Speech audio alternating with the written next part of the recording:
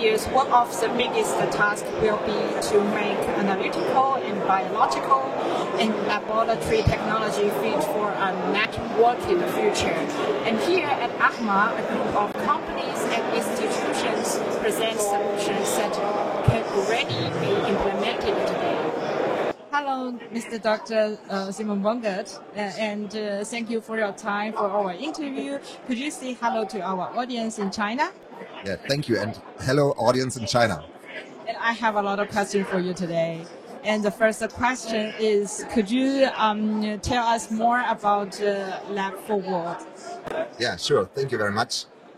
Yes, besides Lab Folder, our ELN, we also now offer a platform to orchestrate and automate devices vendor independently and to combine the data both for controlling those devices and monitoring those devices in workflows and dashboards. And that's also what's being shown in like two of the workstations you see here.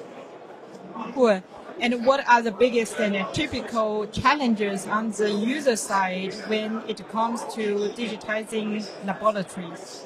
Yeah, the funny thing is it's not the technology. Yeah, so there is the most compelling factor, like the most difficult factor to solve on the way to the lab of the future is actually the intrinsic knowledge that many people have. Yeah, there's so much on pen and paper. There's so much intrinsic knowledge at lab technicians and things like that that needs to be kind of extracted, if you will, and basically changed into a digital format so that it can be, that digital transformation can really happen. And this is a process. It takes like workflow analysis, workflow optimization, a lot of looking at the process, and then you can basically start digitizing. Just implementing software doesn't help. And what do we see in this digital lab action area here at ACMA? I saw a lot of robots running here. Can you explain more something about this? Yeah, this action area is actually a cooperation between different partners. It's all organized by Smart Lab Solutions, one of our partners in Dresden. And basically we come together here to show how a lab of the future could look like, or actually, if you will, how the lab of today can look like, because it's all, you can use the technology that's being presented here. And it's 14 partners. We are basically like the software provider for like the workstations, but there's also others like device manufacturers, also like consultancies and things like that help in this process of digitizing laboratories. Are these already in market or just as prototypes? It's all deployable, yeah. So you can basically use the technology that you see here. Of course, I mean the workflows.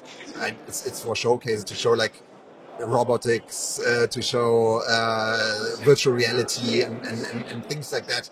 But the pieces of it, yeah, and also like combinations, specific workflows, you can actually readily deploy in your lab. If it's like a QC lab or a R&D lab, doesn't matter. Yeah, you can do it. It sounds cool, and I cannot imagine that in the future all these things will as normality and we can use it for every day. There's even a mixed reality lab here in the action area where visitors can immerse themselves in the augmented reality with a HoloLens. And how interested are the lab staff? And I assume it's used more in research. Yeah, actually, it's pretty interesting. I just tried it myself, today, and you can basically can see molecules and turn them around in your view. You can control devices to that, and we're actually also planning to integrate with the company, which is called, they're from Poland and they're called Holo for Lab. Yeah, and I mean, I think this is definitely something that the lab staff feels attracted to, because it's really something that can support them in their daily work, not to forget specific things, or help with training of new lab staff and things like that. So there's definitely, again, like whatever you see here is already reality. The technology is there. It is the digital transformation, also like a change of mindset sometimes. That's the difficult part. Thank you so much, Mr. Dr. Bundes, and for all these interesting insights, and I wish you all the best for the future. Thank you very much. It was a lovely interview.